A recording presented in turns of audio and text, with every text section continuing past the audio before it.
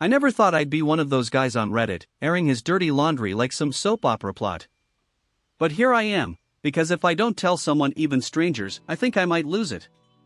So yeah. The title is messy. And no, it's not clickbait. It's a story about betrayal. Not just by my wife, but by my own parents. The people who are supposed to raise you with some kind of moral compass.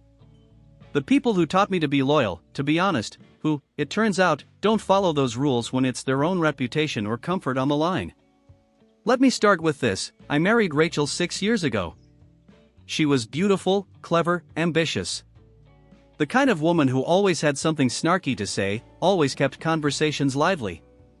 A little mean sometimes, yeah, but in the beginning, I thought that just meant she had a strong personality. I liked that. It made me feel like I'd never be bored. And to be fair, I wasn't. We met in grad school. She was finishing her MBA and I was in an engineering program. At first, it felt like we were a power couple in the making. We both landed solid jobs. Bought a condo together. 2 incomes, no kids. It looked perfect on paper. Everyone said so. My mom especially loved how polished Rachel was. She was always bragging about her to her church friends, telling everyone how proud she was of her son marrying such a classy girl. There were signs. There always are, right? She never wanted to spend holidays with my side of the family unless there was someone worth networking with. She kept passwords on everything, not just her phone, but her laptop, her smartwatch, her tablet. And when I asked about it once, she rolled her eyes like I was being insecure and said, "If you trusted me, you wouldn't need to snoop." So I dropped it. Like an idiot. The weird thing is, I did trust her. Maybe more than I trusted anyone else. And I think that's what hurts the most now. Because it wasn't just her I trusted. I also believed my parents would always be on my side. That they would never knowingly let me get played. Turns out, I was wrong. About everything. Looking back, the beginning of the end started on a random Tuesday night. Funny how that's how it always happens. No fireworks. No loud crash. Just a flicker of something off. Rachel was in the kitchen, typing away on her phone while pretending to listen to my story about a dumb meeting at work. I mentioned we had a new intern who kept calling our project manager bro. She didn't laugh, didn't even smile. Just said, "MHM," and kept tapping her screen with her nails. Tap. Tap. Tap. I don't know why, but I joked, "Who are you texting with such passion?" Hopefully not someone more interesting than me. She didn't look up. Just Erica. Erica's her best friend. Or at least the friend she says she tells everything to. The thing is, Erica's terrible at lying. Always has been. A few days later, I saw Erica at a coffee shop while I was picking up a mobile order. I mentioned Rachel said they'd been texting that night. Erica looked at me blankly and went, "Wait, what night?" That's when the knot in my stomach started forming. I tried to rationalize it. Maybe Rachel got the night mixed up. Maybe Erica did. People forget stuff. Still, I couldn't shake the feeling something was off. Like I'd just opened the fridge and smelled something a little sour, but not strong enough to throw anything out. Just enough to make you sniff again. A week after that, Rachel started coming home later. She blamed client dinners, but when I asked which clients, she was always vague. "You don't know them," she'd say. Small-time people. She also started doing this thing where she'd shower as soon as she got home. She used to eat with me first, hang out for a bit, maybe put on a hoodie and cuddle on the couch. But now? Straight into the bathroom. And the perfume. Jesus. She started wearing this new scent, something musky and way stronger than what she used to wear.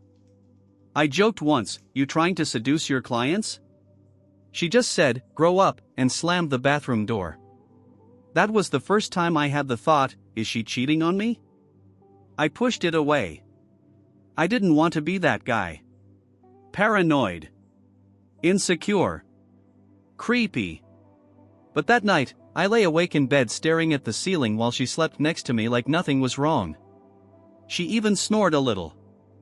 I remember thinking, if she is cheating and she's this relaxed about it, then I really don't know who I married. I wasn't planning to go through her phone. That's not who I am.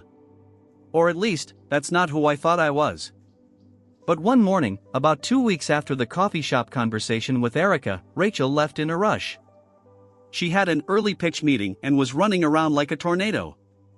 Purse, keys, makeup bag. She even forgot her laptop and came back 5 minutes later for it. In her chaos, she left her phone plugged in on the kitchen counter. It buzzed. I ignored it. It buzzed again. And again. Same name, Daniel, client lead. I stared at it, trying to calm my racing thoughts. It's just work, I told myself. Totally normal. But why had I never heard of a Daniel before? Why was he texting her at 6:42 a.m.? And then the phone lit up with the preview of a message. Last night was perfect. Can't stop thinking about you in that dress. I wish I could say I didn't open the thread. I wish I had the restraint to walk away, talk to her first, not break the trust line by line. But that message burned a hole through me. I tapped it. It was not work-related. Their chat history went back weeks. Late-night flirting. Photos. Inside jokes. Mentions of our spot. Plans to meet up again. One message, just 4 days old, literally said, I told my wife I was working late again. Can't believe we pulled that off. You're dangerous. She replied with a kiss emoji and, let's get more dangerous this weekend. Bring the good wine this time. I dropped the phone. My heart was pounding like I'd just run a marathon. I walked into the bathroom and threw up. My hands were shaking. I wanted to scream. Or punch a hole through the wall. Or both. The worst part? My first thought wasn't even how could she do this to me. It was how long has this been going on? And who else knows? Because if she was this good at hiding it, I suddenly wasn't sure what was real anymore.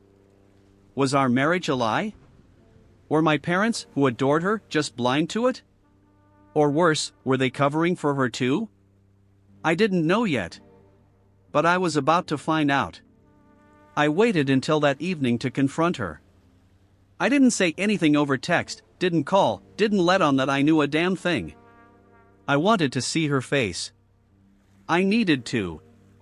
I don't know why, I think I was hoping for a flicker of guilt, maybe a twitch of shame. I didn't get that. She walked in around 7:30, carrying Thai food like nothing was wrong. She looked tired, maybe even a little smug. I sat on the couch, pretending to scroll through my phone, while her phone, the one she left at home, sat next to me like a silent grenade. When she saw it, her face twitched. Just for a second. Barely noticeable. But I saw it. Oh, she said. I must have left that this morning. Yeah, I said. It's been buzzing all day. She reached for it and I moved my hand over it. Who's Daniel? I asked. She froze. Not flinched. Not looked confused. Just froze. Like a deer that finally realized the headlights weren't slowing down. What? I read the messages, Rachel. That's when she changed gears. She didn't cry. Didn't apologize. She went cold. Defensive. Like I had wronged her. You went through my phone? I found out you've been having an affair. Are you seriously trying to make this about privacy? I can't believe you'd violate my trust like that. I laughed. It just came out. A bitter, exhausted, disbelieving laugh. Your trust? Are you out of your goddamn mind? She crossed her arms and said, and I quote, it wasn't serious. I was just emotionally exhausted. I needed an outlet. An outlet. Like a husband is a broken vacuum and she needed a new socket to plug into. I asked her how long it had been going on.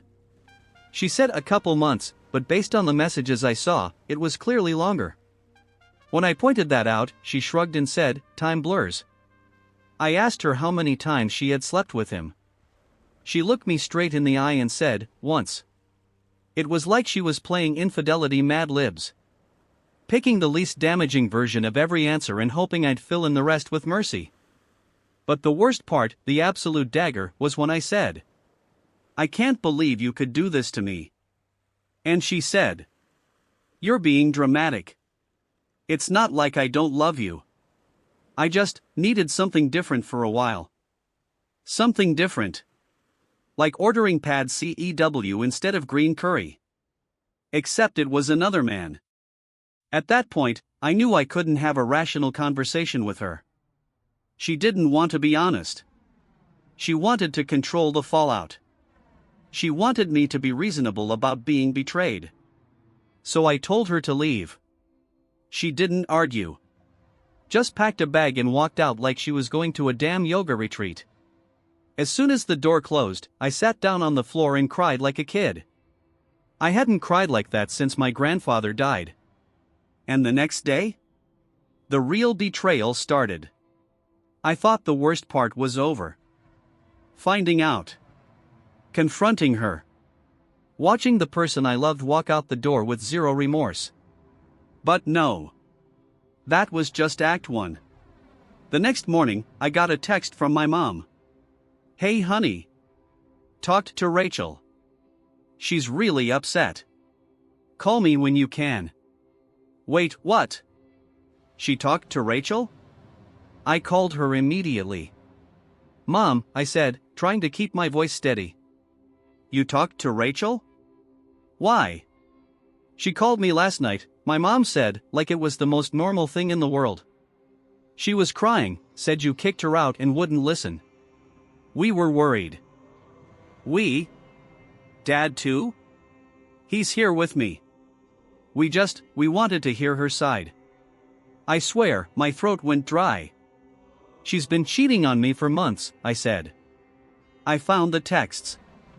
She lied to me, gaslit me, and walked out like I was the bad guy.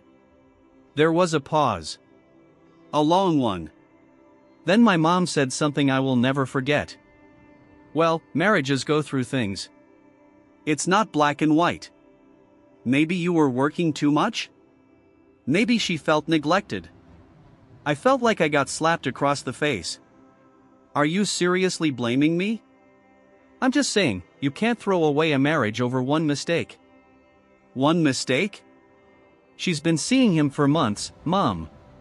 And then Dad chimed in from the background. "You don't get it, son. Women are emotional. If she felt unloved, it doesn't make what she did right, but it makes it understandable. You need to be the bigger person. The bigger person. The bigger person." At that moment, I realized something deep and bitter. My parents didn't have my back. Not really. Maybe they loved Rachel more than I thought. Maybe they thought keeping the marriage intact was more important than my mental health. Or maybe, deep down, they were the kind of people who'd rather sweep betrayal under a rug than deal with confrontation. Whatever the reason, that was when I stopped trusting them. It wasn't even the cheating. It was the way they tried to fold it into something reasonable. The way they made it my fault. The way they comforted her before they even asked if I was okay. I hung up the phone and just sat there in silence. You grow up believing your parents are your safety net. That when shit hits the fan, they'll catch you. Help you stand up. Remind you who you are. Instead, mine just sided with the person who blew up my life. And I hadn't even told them the half of it. Because Rachel wasn't just lying to me. She was lying to everyone. A couple days after the phone call with my parents, I got a DM on Instagram from a woman I didn't know. Her name was Claire. Her profile picture was of her and a guy with a kid. A normal family-looking photo. One of those vacation in the mountains kind of shots. Her message? "Hi. I'm sorry to message you out of nowhere. I think our spouses are having an affair." My stomach dropped. Claire was Daniel's wife. She'd found a burner Instagram account Rachel used to follow Daniel's private profile, and from there, she'd gone down the same rabbit hole I had, only she'd been suspicious way longer. She sent me screenshots of Venmo transactions between Rachel and Daniel labeled with dumb emojis, wine, music notes, and once, just a flame. She had screenshots of text messages she'd recovered from their shared iPad, rookie mistake on Daniel's part, and forwarded to her email. Full-on sexting. Talk about secret weekends. One message from Rachel. I told him it was a girls' retreat again. He bought it. He's so trusting. I feel guilty, but not enough to stop. I read that one 5 times. That line, "he's so trusting," cut through me like glass. Claire was angry, but calm. Controlled. Said she was talking to a lawyer but trying to gather everything first. She asked if we could meet, share info, compare timelines. I agreed. We met at a coffee shop downtown, 2 strangers thrown together by betrayal. She was everything Rachel pretended to be: smart, grounded, no BS. We went over dates, text exchanges, travel logs. Turns out Rachel hadn't slept with Daniel once, like she claimed. It had been going on for over 8 months. Hotel rooms. Business trips. Even one weekend where she told me she was visiting her sick aunt, who, by the way, died in 2016. She literally resurrected her dead aunt to get laid. Claire showed me something else too, a photo of the 2 of them, Rachel and Daniel, at a winery in Sonoma. They weren't trying to hide. They were posing for pictures, smiling like prom dates. Rachel was wearing a dress I bought her for our anniversary. That night, I stared at the ceiling until 4 a.m., reliving everything. Every time she said she was tired. Every "love you, babe" with a peck on the cheek. Every moment I thought we were okay, and she was off making memories with him. And here's the kicker. My mom knew about that aunt visit. She even drove her to the airport. So either she was duped too, or she'd been covering for her from the start. I started spiraling. Because suddenly, I didn't know who I could trust. Not my wife. Not my parents. Not even the memories I thought were mine. Everything felt like a con. And I was the idiot in the center of it. About 3 days after I met with Claire, Rachel texted me out of the blue. Not to apologize. Not to take ownership. She wrote, "Hey. Can we talk? I think you've misunderstood a lot of things." Misunderstood. Like I'd walked into a movie halfway through and just couldn't grasp the plot. Against my better judgment, and probably because I still wanted some kind of closure, I agreed to meet her. Neutral ground. A diner we used to go to when we were first dating, back when things were simple. She showed up late, of course. Wearing a soft smile like this was a breakup chat after a 2-month fling, not the fallout of 8 months of betrayal. She slid into the booth, ordered a decaf, and started talking like we were just catching up. "I know you're hurting," she said, "but I think you're letting your emotions make it seem worse than it is." I didn't even respond at first. I just let her talk. She kept using words like connection and confusion. Said things like, "I didn't set out to hurt you. You stopped seeing me emotionally a long time ago. Daniel and I just happened. It wasn't premeditated." I finally interrupted and said, "Rachel, you lied. For almost a year. You created fake trips, gaslit me, used my family to cover for you, and now you're sitting here trying to smooth it over like a PR manager after a celebrity DUI." She bristled. Actually rolled her eyes. "I just think you're being a little vindictive. We could have worked through this, but you ran to your emotions. And now you're talking to Daniel's wife? That's low. Low." I slammed my palm on the table hard enough that the silverware rattled. "You cheated. You lied. And you think I'm the one playing dirty?" Then she pulled her ace. The one she thought would guilt me back into submission. "I talked to your mom. She said you've always had a hard time forgiving people. Maybe this is something deeper than just us. And there it was. She weaponized my own family against me. Like she had a cheat code to bypass my boundaries. I stood up. Tossed down some cash for the coffee neither of us drank. Looked her in the eye and said, "You burned this down. Don't come looking for warmth in the ashes." And I walked out. I sat in my car afterward for 20 minutes, shaking. Not crying. Just rattling. Because the gaslighting wasn't over. She wasn't done. Not by a long shot. The next day, she went nuclear with my family. The next morning, I got a call from my sister. I picked up, and before I could say anything, she was already mid-rant. "What the hell is going on between you and Rachel? Mom says you're acting crazy. You hit a table at a restaurant? You're stalking her now?" I swear I went still. "Stalking?" I repeated. "She said I'm stalking her?" "She said you're meeting with Daniel's wife and trying to ruin their careers. That you're following her and showing up places unannounced. And now Mom and Dad are freaking out." I actually laughed. Not because it was funny, but because it was so absurd that my own family bought it. "She's cheating on me," I said. "For almost a year. She used you, used Mom, lied to everyone. And now she's flipping the script, and you're all just eating it up." But my sister wasn't hearing it. She said you were emotionally distant. That you were always suspicious. She didn't mean for it to happen, but she felt trapped. That's what she told Mom. Oh, so now I'm the jailer. That afternoon, I went over to my parents' house. Thought maybe if I just looked them in the eye, told them everything, they'd finally get it. Nope. I walked in and got hit with a wall of judgment. My dad crossed his arms like I was on trial. "She's scared of you," he said. That one hit me harder than I expected. Scared of me? I've never even raised my voice at her before this week. She said you were obsessive. That you wouldn't let things go.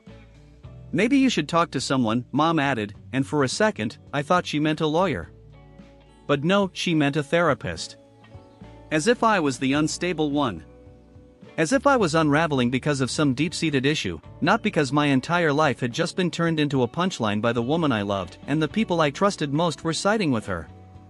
I remember saying, "So, what if I cheated? You'd tell her to forgive me, too?" No one answered. That silence told me everything I needed to know. I left that house and never went back. It was the first time in my life I felt truly alone. No wife. No family. Just me and this black pit in my chest where trust used to live. And that night? That's when I made my decision. I was done trying to fix things. I was going to burn what was left, salt the ground, and walk away. Because Rachel wasn't going to stop. And she proved it with what she did next. A week later, I started getting weird texts. From people I hadn't spoken to in years. Old friends. Co-workers. Even an ex from college.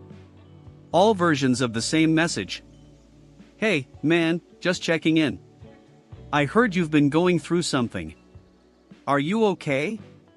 Didn't expect to hear your name in that kind of story. Is it true what Rachel's saying?" I didn't understand at first. Then I got tagged in a vague Facebook post. From Rachel's best friend, Megan. Some people don't show their true colors until they feel like they're losing control. Abuse doesn't always leave bruises. We stand with survivors. My heart started pounding. I DM'd Megan. "You want to explain what that's about?" She never answered. But Rachel did. Indirectly. She made a public Instagram story not naming me, but full of insinuations. Phrases like, "He tried to isolate me," "emotional manipulation," "felt unsafe in my own home." She didn't even have the decency to lie in private. She broadcasted it to the world. Painted herself as the victim of my supposed paranoia, while she and Daniel skipped around like the homewrecker Olympics didn't just crown 2 new gold medalists. But here's the real kicker. My boss saw it. Because Rachel and I had mutuals in the company. I got called in for a casual chat with HR the following Monday. Just to check in, of course. Just to make sure everything was okay at home. I walked out of that meeting feeling like I had a sign on my back that read unstable. And I realized she didn't just cheat. She was actively destroying my reputation, piece by piece. She had taken a knife to our marriage and then handed me the bloody handle so everyone thought I did it. The next day, I called Claire. I told her I was ready to go scorched earth. And she said, "Good. Because I found something that changes everything." Claire wasn't the dramatic type. She didn't say things for shock value. So when she told me she'd found something that changes everything, I paid attention. We met at her place that evening. She had a folder on her coffee table, an actual manila folder like this with some courtroom drama. Inside, screenshots. Emails. Flight receipts. She said, "I got into Daniel's cloud backup. He didn't change the password after I moved out. Guess he forgot I set it up for him." That folder? It wasn't just proof of cheating. It was a timeline. Rachel and Daniel had been planning to run away together. Not metaphorically. Literally. "I'm thinking of moving to Denver," Rachel had written in one email. "We could start over. No one would question it if it looks like we just fell out with our spouses. It happens." Dates lined up with the times she picked fights with me over nothing. The "I need space" phases. There were Airbnb confirmations, Craigslist listings for short-term rentals, even job applications in her name, using an email I didn't even know she had. She was laying the groundwork to vanish. To leave me and pretend it was a mutual breakup. To abandon Claire's kids and pretend she was just restarting life.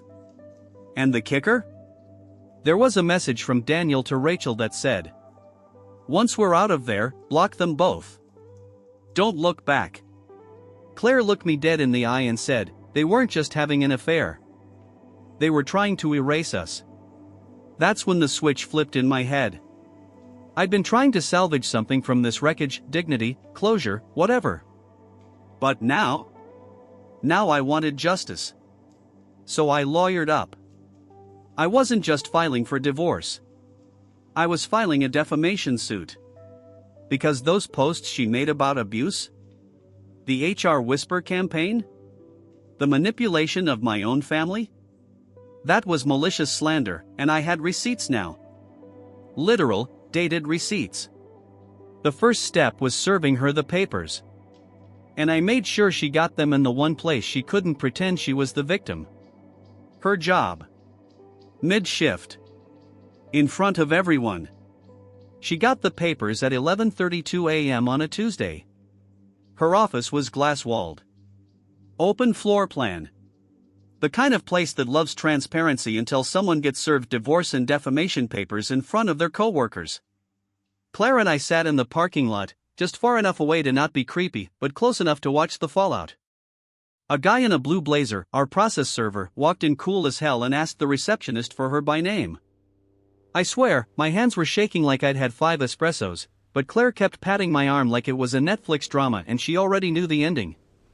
Rachel came out with her usual fake customer service smile, until he said, "Are you Rachel, last name?" She nodded. Then he said, "You've been served." Boom. Envelope in her hands. Stunned face. People looking up from their desks like meerkats. Her manager came over, visibly confused.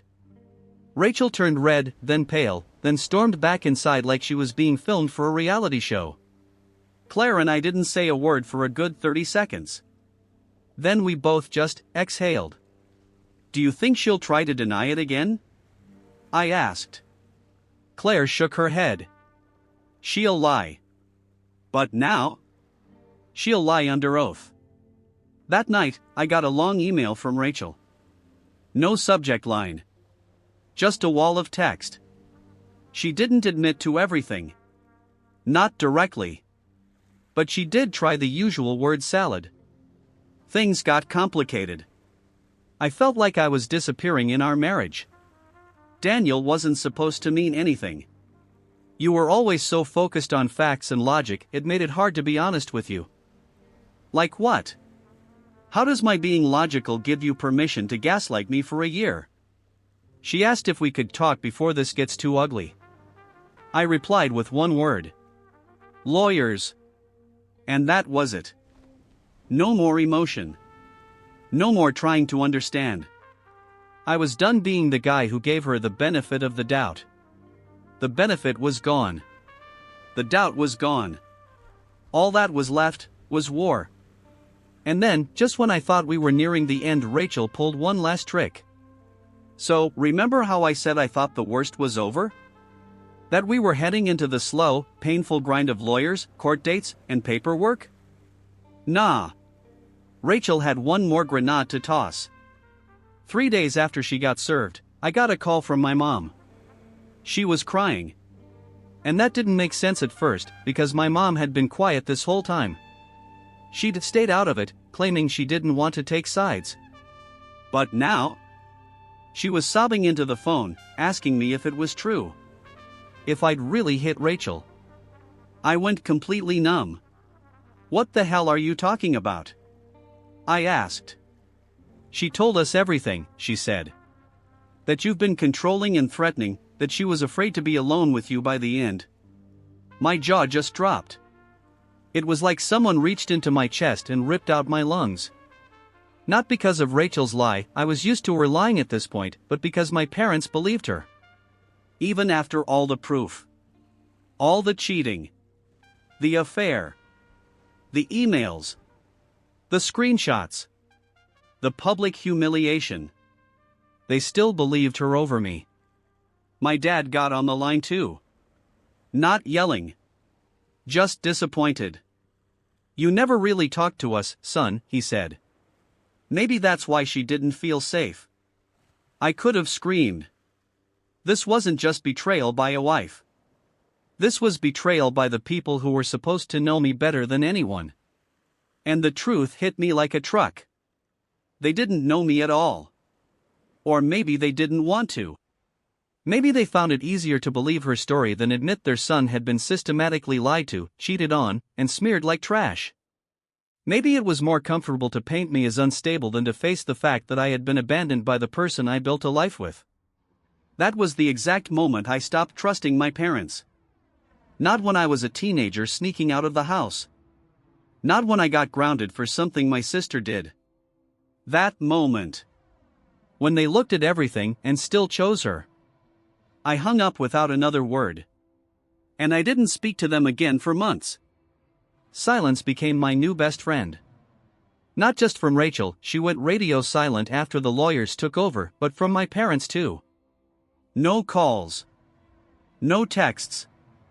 Just a long, empty void where my family used to be. Honestly? It hurt worse than the cheating. Because cheating is impulsive. Messy. Selfish. But being disowned by people who raised you because of a lie? That hits your core. It tells you, maybe no one ever had your back at all. Claire checked in almost daily. Not in a clingy way, just simple stuff like, need dinner, or let's go destroy some plates at a smash room. Highly recommend that, by the way. The court case moved slowly, as expected. Her lawyer tried to settle. Mine laughed. I wasn't interested in money. I wanted truth. Then something interesting happened. Daniel's ex-boss, who still liked Claire, sent over an anonymous tip. Daniel's been let go. Word is it wasn't performance-based. More like moral clause issues. Just thought you'd want to know. Turns out, when you cheat with a married woman and help spread false abuse allegations to cover your tracks, it gets back to your employer. Especially when you're stupid enough to use your work email to flirt. Rachel, meanwhile, moved out of the apartment she'd gotten with Daniel after Claire kicked him out. Apparently, things weren't so soulmate when real life set in. They didn't last 6 months. Rachel tried one last reach out through her sister, asking if we could put the hate behind us and remember the good times. I blocked her. Forgiveness might be for the soul, but access is a privilege. And she lost that forever. As for my parents? Still nothing. My sister told me they were hurting and confused. I said, good. Let them sit in that confusion. I did for months. Sometimes people don't need comfort, they need consequences. And sometimes? Family isn't blood. It's the people who choose to stand beside you when everything's on fire. Claire did. A few close friends did. The rest? Burned. I moved out of the house. Too many ghosts in the walls. Every corner reminded me of a fake smile, a lie told through gritted teeth, or a moment I should have walked away, but didn't. I didn't sell it right away. Rented it out. Let it sit as a reminder of what ignoring your gut can cost you. I got myself a small condo near the city with quiet neighbors and zero emotional landmines. Therapy? Yeah, I finally went. Twice a week at first. The therapist asked me in session 3. Do you think you were ever really married to her, or to who you wanted her to be? That one hit me so hard I couldn't speak for a minute. Because she was right. I married someone who could fake the right emotions like a pro. Who could weaponize tears? Who could tell me I was paranoid for months while actively planning an escape with another man? And when she was exposed? She didn't break. She pivoted. Made up abuse. Played the victim. And convinced people who were supposed to love me unconditionally that I was the monster. It's been about a year now. The defamation case was settled in my favor. She had to issue a written retraction to her HR and post a vague correction to the friends she told lies to. I didn't get money. I didn't care. I got vindication. The divorce finalized clean. She tried to push for spousal support at one point, saying I damaged her emotionally. Her lawyer dropped her 2 weeks later when the emails and recordings came out. As for Daniel? Last I heard, he's bartending somewhere in Colorado. No career, no marriage, no real friends left. Guess karma really is a bartender. Claire's doing great. She's dating someone new, seems like a good guy. We still talk. I bring her flowers on her birthday and she checks on me every few weeks. And my parents? Still silent. I could probably forgive them one day, but they'd have to show up. Admit they were wrong. That they wanted to believe the worst about me because it was easier than confronting the truth about someone else. Until then? Let them sit with the silence. I learned to love it. It's funny how time works. You look back, and everything feels like it happened yesterday, and yet, in the same breath, it feels like it happened in another life. I'm not the same person I was when I got married. I don't have the same trust, the same belief that everything will work out in the end. Life has a funny way of breaking you down only to build you back up stronger if you're willing to learn the lesson. Here's what I learned from all of this. Trust your gut, that feeling you get in your stomach when something doesn't feel right. That's your brain warning you. I ignored it for far too long, thinking I could fix things. I couldn't. If something feels off, don't wait for evidence, trust yourself and act on it. People will disappoint you, my parents, my wife, people you think will always have your back might be the first to let you down. It sucks, but it's a truth I needed to accept. In the end, I realized I didn't need them to move on. There's a whole world of people out there who will have your back. The truth will come out, no matter how good someone is at lying or how well they can manipulate the situation, the truth always finds a way to the surface. Always.